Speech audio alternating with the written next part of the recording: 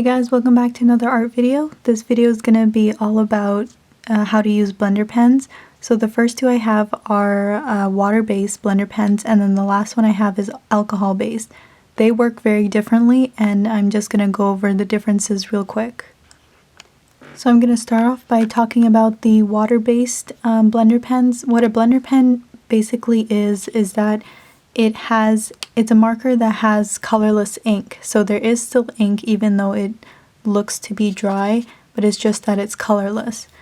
So in the first swatch, I'm going to show how people think how blender pens should be used, and that's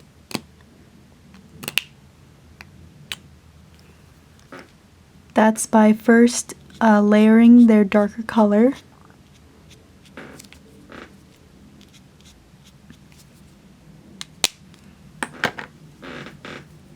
And then using the lighter color.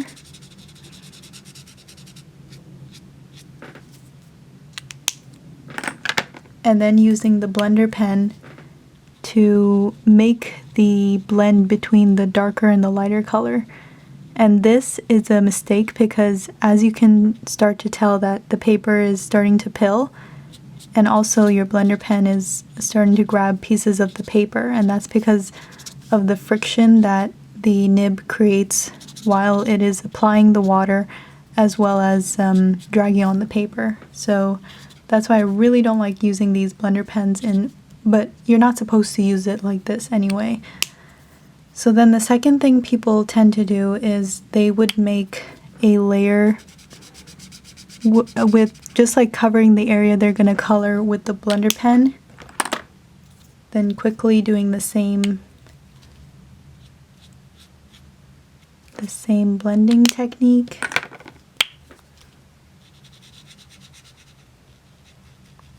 And as you can see, you get a more smooth blend, but it's still starting to pill instead of just pilling in like this really strip where I was trying to blend, it pilled in the whole area. So it's actually better to do this technique than to use it in this way. Unless you're using watercolor paper, this is just cardstock, my standard cardstock that I use for my alcohol marker drawings. So if you're using watercolor paper, then you probably won't experience any pilling. But yeah, so in the last circle, I'm going to show you how I use blender pens. So I only use blender pens when I'm blending like a white object. So I put down like the lightest color I have, and I need that color to like blend out into the white of the paper. So I take a blender pen and I just really gently until like the edge of the marker disappears. It's not going to disappear that quickly without the paper starting to pill, so I'm being really careful. And yeah, so that's pretty much how I use the blender pen, just when I'm drawing like white dresses or clouds or something like that. I don't use this a whole lot, and I don't recommend using it in like the different techniques that people are trying to do with it, because it just ends up damaging your paper. And also something that is like that should be mentioned is that when I was trying to blend over here, you can see that it's kind of hard to see in the camera, but it's sort of like bleached out the color right in the center of the line, and that's because the marker was starting to pick up the color over here instead of blending it, and that's why I rubbed it on the side over here. So that's another note to consider, that it's gonna also take away the color of your previous marker ink. And the last circles, I'm gonna do the same thing but with the Zig Art and Graphic Twin marker. It is slightly different because the Zig Art marker it has a more flexible nib, so it won't create that much friction, and I'm guessing that it won't pill the paper that much, but we'll have to see if that works or not.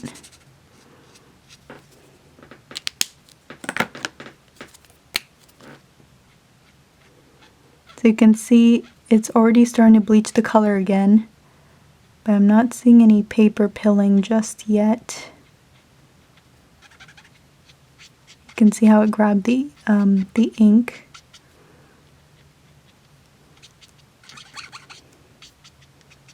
I also like how this marker squeaks. It doesn't bother me that much, but it's pretty much because the nib is very rubbery. I think I stained the nib. I really hate it when the nib gets stained with the ink, but it happens ever so often. Okay, and the next thing is they covered a whole area in this blender pen.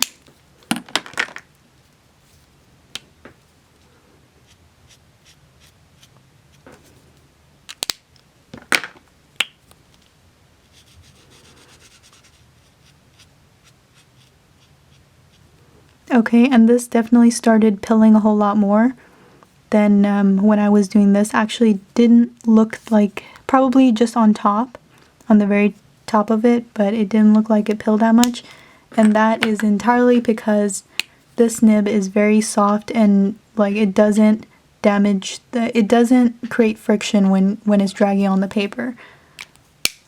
So yeah, but both of these blender markers, water-based blender markers, are much worse than if you were using a water brush or just a regular watercolor brush with water to try and blend, because the bristles of a brush are very soft and they won't, like, it's even softer than the Zig Art and Graphic Twin, and it can hold a whole lot more water in the bristles.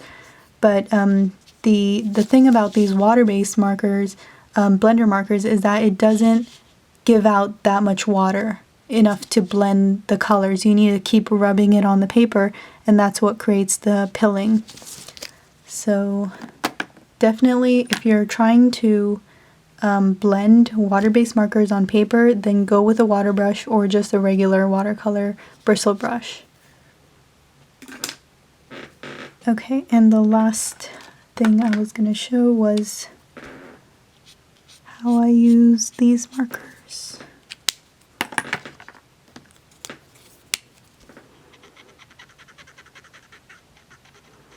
I'm definitely more confident with like blending out for white objects using this marker. What it did, yeah, it did start to pill already. You can see this little thing over here, but if you're more careful, then you can do it without having it pill, but yeah, I was rushing it a bit. So now we're moving on to the alcohol blender marker, and the alcohol blender marker is a whole lot more effective, and that's because alcohol-based ink stays wet for longer.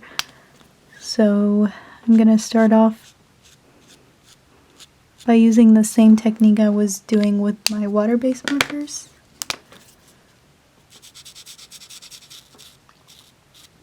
And you don't really need a blender pen. If I just went over this a couple more times with the lighter color, then it would have blended.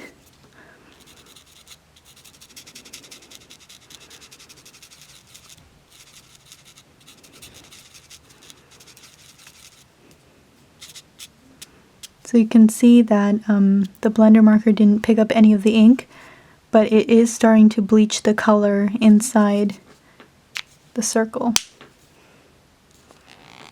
And the second part is covering the entire area.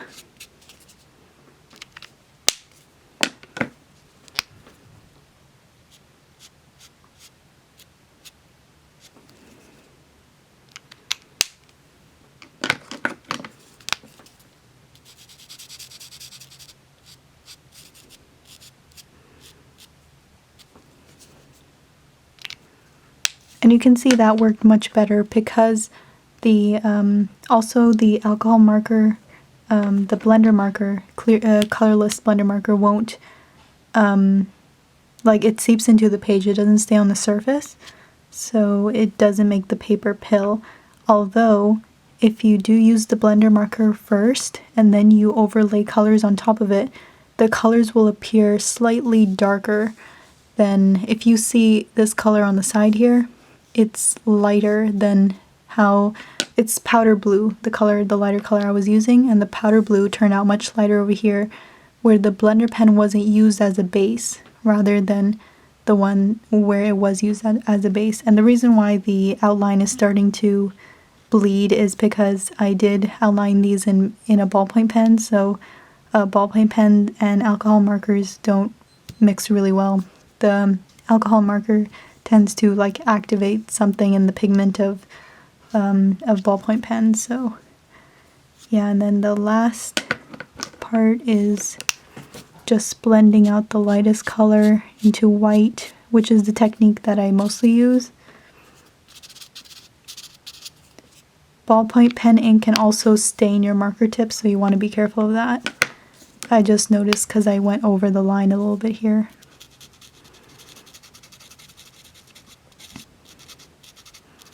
And yeah, there you go. It's that simple. Okay, and some other techniques that people use is that they would like use the blender marker to create like textures.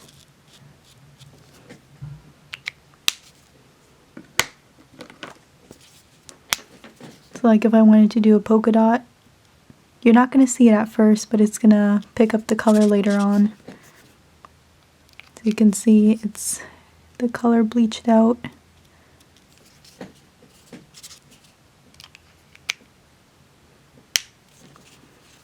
But along with the color bleaching out, the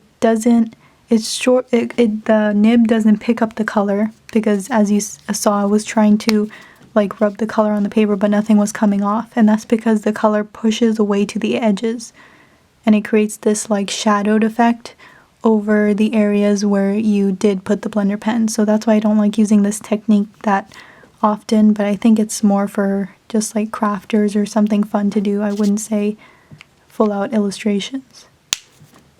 So that's all I have to say about blender markers. They're not my favorite tools to blend with. I find you get a much smoother and simpler blend if you just blend the two colors on its own by just like mashing the lighter color into the darker color and trying to pick it up, rather than using a blender pen to try and be like the medium to blend it all together.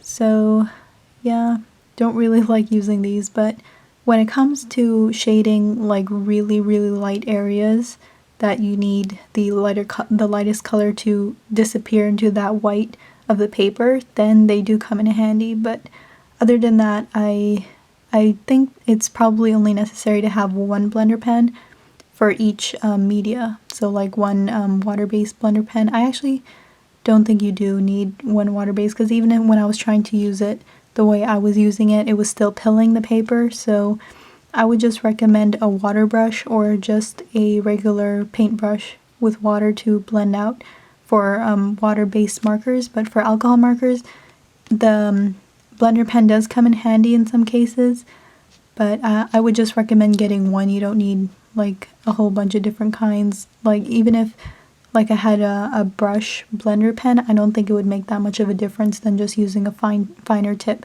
blender pen. Thank you very much for watching, and I hope you guys enjoyed this video.